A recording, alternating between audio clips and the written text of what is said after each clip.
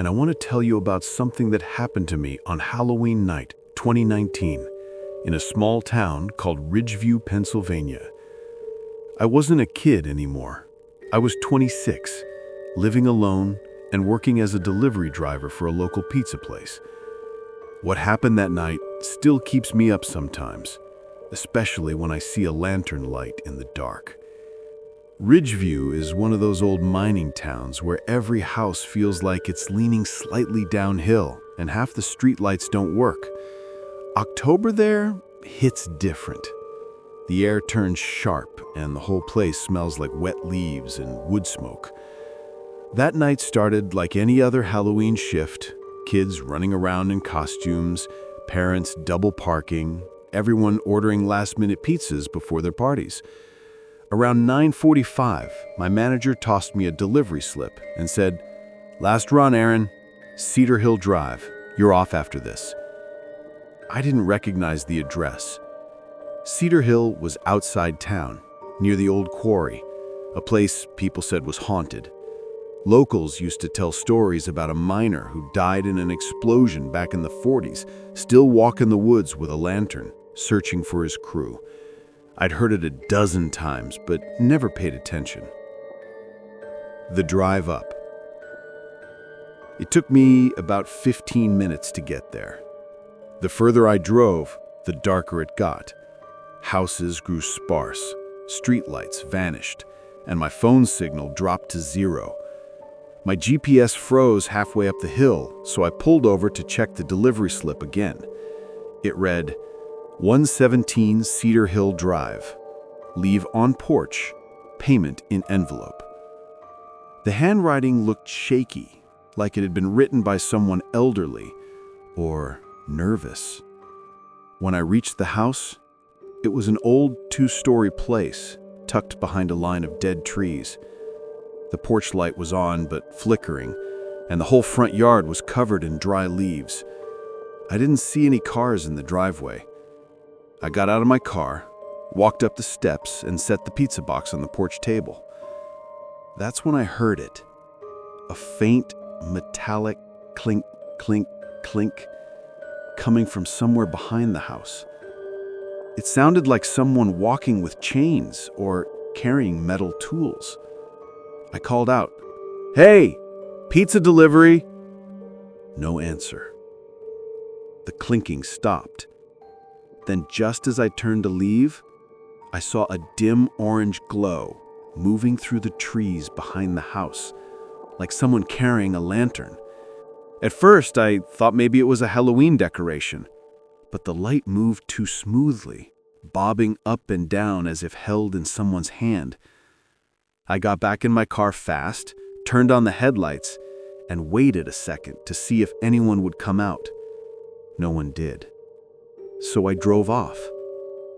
But about halfway down Cedar Hill, my headlights hit something standing on the side of the road. A figure, holding a lantern. He was tall, wearing what looked like an old miner's coat, the kind with reflective patches.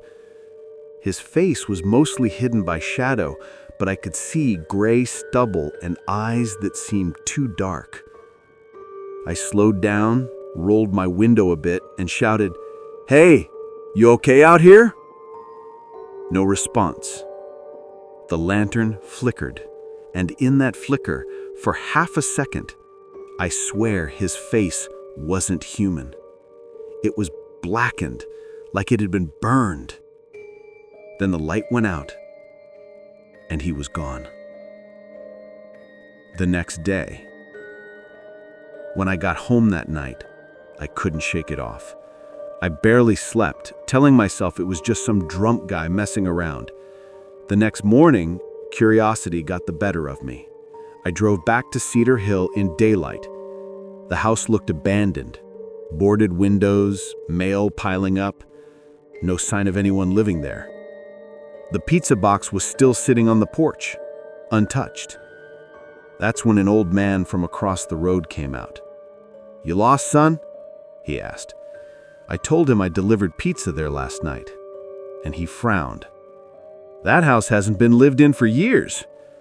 Belonged to a Mr. Hardin, miner. Died in the explosion back in '46. No one's touched it since." I thought he was kidding. He wasn't smiling. I told him someone had ordered food from that address, and he just nodded slowly. "Every Halloween, someone does. Police say it's prank calls, but my wife swears she's seen a light moving in those woods too." He looked over my shoulder towards the trees. "Lantern light." I thanked him and left, feeling that crawling cold in my spine. The return. That should have been the end of it. But later that week, weird things started happening at my apartment. The first night, I woke up to the faint smell of smoke, like burning coal. I checked the kitchen, the hall, even outside. Nothing. Then came the knocking. Always around 3 a.m. 3 slow knocks on my door. Every time I looked through the peephole, no one there. The fourth night, I decided to stay awake. At 2:59 a.m., my power went out. Total silence. My phone battery dropped to 1%, even though it had been charging. Then I saw it through the window, a faint orange light swaying at the edge of the parking lot. A lantern. I froze. The light moved closer, step by step, until it was right outside my window. I pulled back the curtain just enough to see. No one was holding it. It floated about 4 feet off the ground, moving slowly back and forth like it was searching. Then just before it vanished, I heard a voice, raspy, distant, whisper something that sounded like, "Down below." The light blinked out. My power came back on. I didn't sleep again that night. The twist. A week later, I quit my job and moved out. I didn't even collect my last paycheck. But a month after I left Ridgeview, I got a letter forwarded to my new address. No return name, just handwriting that looked exactly like the one on that pizza slip. Inside was a single photo. Black and white, grainy, maybe from the 1940s. It showed a group of miners posing near a cave entrance. On the back, someone had written 117 Cedar Hill. Crew lost, October 31, 1946. I counted the men. There were 6 of them.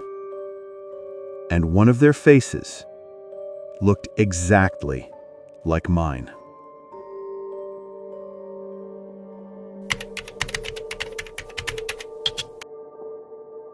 The Basement Lights of Hollowbend, Arizona, 2022. A true Halloween story.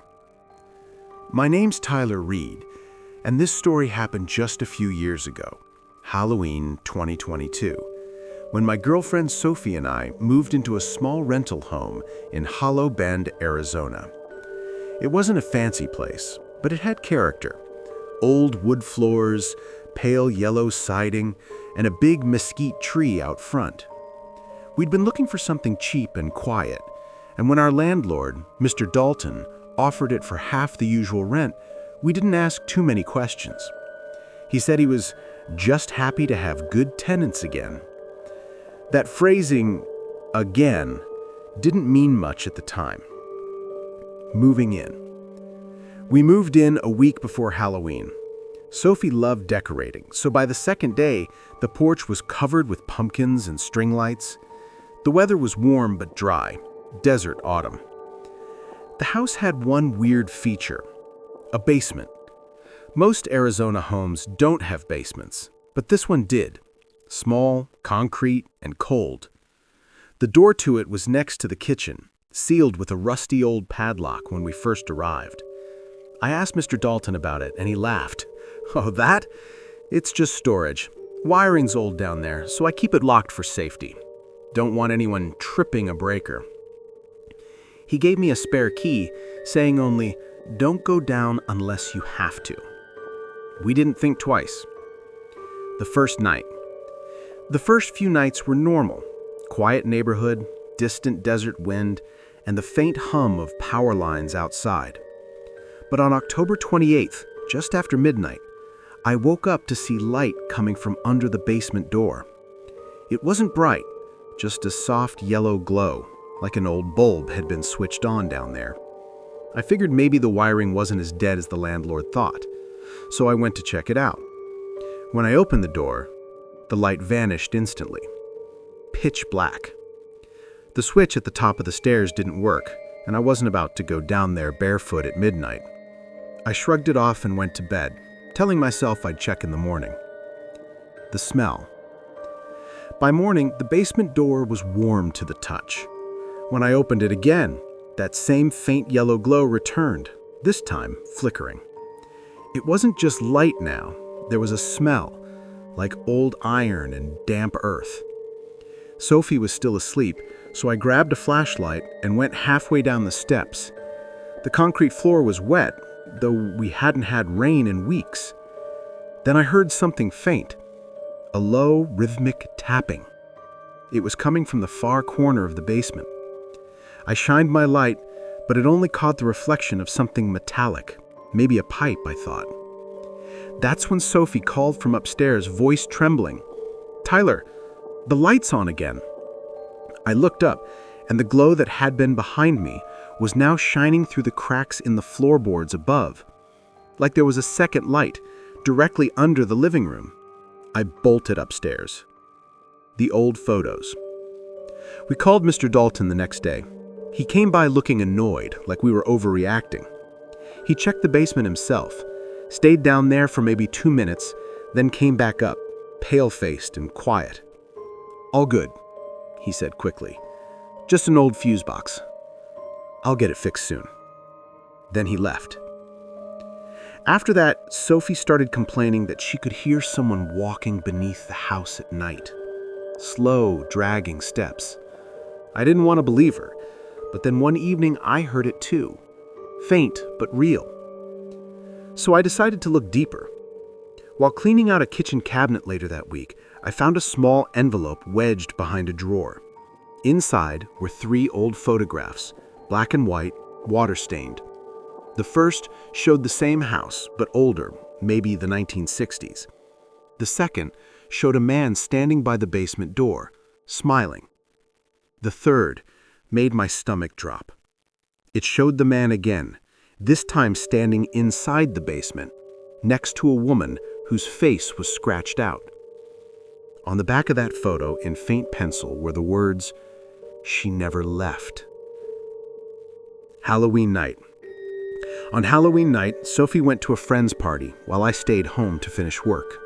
Around 10 p.m., I heard the sound again. Footsteps. Then the basement light came on. This time, it didn't flicker. It glowed steadily through the crack at the bottom of the door. My heart was pounding. I grabbed my phone and opened the door, recording video just in case. Every step I took down the stairs made the smell stronger, that rust and soil and something sour. When I reached the bottom, I saw the light wasn't coming from a bulb. It was a lantern sitting on the floor in the far corner. Next to it was a shallow hole in the concrete, like someone had started digging and stopped. And inside that hole, barely visible under dust, was a hand. I stumbled backwards so fast I dropped my phone. The light went out instantly. When I scrambled back upstairs, the basement door slammed shut on its own, so hard it cracked the frame. The twist. I called the police. When they arrived, they checked the basement carefully. What they found still chills me. There really was a body buried down there, or what was left of one. A woman, mid-30s, probably buried decades ago. Our landlord, Mr. Dalton, was arrested 2 days later. Turned out the house had belonged to his father, who'd been a suspect in a missing person case back in 1973. When detectives searched Dalton's garage, they found more old photos, including the same ones I'd discovered. One of them showed his father holding the lantern in the basement, standing over that same shallow grave. The police told us something else too. The power lines that fed the basement had been cut for years. There was no way that light should ever have turned on. One last thing. After we moved out of Hollowbend, Sophie kept having nightmares about that lantern. Sometimes she'd wake up saying she could still see it, glowing faintly at the foot of our bed. 3 weeks after we left Hollowbend, I got an email from an unknown sender. The subject line said, "You left the light on." There was no message body, just an attached photo. It showed the basement steps, the lantern glowing softly at the bottom, and in the corner of the frame, a faint reflection. A woman's face, smiling. A caller from Route 9. My name's Logan Pierce, and this happened to me on a Halloween night, 2020, in a small coastal town called Millhaven, Maine. Back then, I was working as a part-time rideshare driver, mostly to make some extra cash while studying graphic design. It was cold that night, the kind of New England cold that bites through your jacket and fogs up the windows from the inside. Halloween's usually busy, people going to parties, bars, or just trying to avoid driving drunk. But that year, it was quieter. Pandemic rules, curfews, not many people out. By 11:30 p.m., I'd only had 3 rides. I was ready to call it quits when I got one last ping. Pickup location? Route 9, right on the outskirts of town. Drop-off? Old Pine Hollow Road. I hesitated. Route 9 wasn't somewhere I usually went. It was mostly forest, a few farmhouses, and a long stretch with no signal. But it was Halloween, and I figured one last ride couldn't hurt. The pickup. The pin dropped near an old gas station that had been closed for years. I parked under the broken sign and waited, engine idling. After that 2 minutes, I saw her, a woman walking out from the tree line. She wasn't wearing a coat, just a black dress that looked like something from the 1960s. Her makeup was pale, and her hair was pinned up in tight curls. She walked straight to my passenger door, leaned down, and asked softly, "Are you Logan?" Her voice was calm, polite, but something about her eyes unsettled me. They were too light, almost gray. I nodded. "Yeah, you requested a ride?" She smiled faintly and said, "Yes, I need to get home before midnight." She slid into the back seat, and I started driving toward Pine Hollow Road. The drive. For the first few minutes, it was silent, just the sound of gravel crunching under the tires. I tried small talk. "So, Halloween plans?" She looked out the window. Not anymore. I was at a gathering, but it ended early. Her tone was flat, distant. I noticed she didn't have a phone, which was weird since she'd requested the ride. Her hands were clasped in her lap, pale against the dark dress. A few miles in, the road got narrower and darker. My GPS began to lag, the blue route line freezing mid-screen. I glanced at the rearview mirror. She was still staring outside, lips moving slightly, like she was whispering something. I asked, "You okay back there?" She blinked slowly, turned her eyes toward me, and said, "You shouldn't be out here tonight." The way she said it wasn't threatening. It sounded like a warning. Then she asked, "Do you know what happened on Route 9? I said no. She smiled faintly. "A crash, 1968, 6 people gone. They never fixed the road after that." Before I could reply, my radio, which I never used, came on by itself, hissing static. Then a man's voice cut through for a second, whispering something I couldn't make out. I turned it off immediately. When I looked back at her reflection, she was gone. Vanished. I slammed the brakes so hard the car fishtailed on the wet road. Heart pounding, I turned around. The back seat was empty. The car light flickered once, then went out completely. I got out, flashlight on my phone trembling in my hand. The road was empty. No houses, no driveways, just endless woods on both sides. That's when I saw it. Muddy footprints leading away from the car, heading into the trees. Barefoot. Small. I called out, "Hey! You can't just disappear like that!" No answer. The wind picked up, carrying that faint sound of whispering again. Except this time, I could make out the words, "Before midnight." I followed the footprints about 20 feet until they stopped, right in front of a wooden cross half buried in the dirt. The name carved in it read, Evelyn Grace Carter, 1940 to 1968. There were old flowers at the base, shriveled and gray. That's when I heard a sound behind me, my car door slamming shut. I spun around, flashlight shaking in my hand. No one there. But the back seat light was on again, and on the seat lay a small silver locket. The locket. I didn't touch it first, just stared at it through the window. The front was engraved with an E, and when I finally opened it, there was a black and white photo inside, the same woman I had picked up. My phone suddenly buzzed, making me jump. Somehow I had service again. On the rideshare app, her ride request had disappeared, like it never existed. My trip history showed no record of the pickup. When I got home that night, I left the locket on my kitchen table and tried to convince myself I was tired, imagining things. But the next morning, I woke to find it open, and the photo was gone. The twist. A few days later, I decided to look her name up. Evelyn Grace Carter, Millhaven, Maine. There it was. A local news article from 1968. Young woman killed on Route 9 after car veers off the road, believed to have been returning home from Halloween party. Body discovered by passing driver just after midnight. Below the headline was a grainy photo, the same face.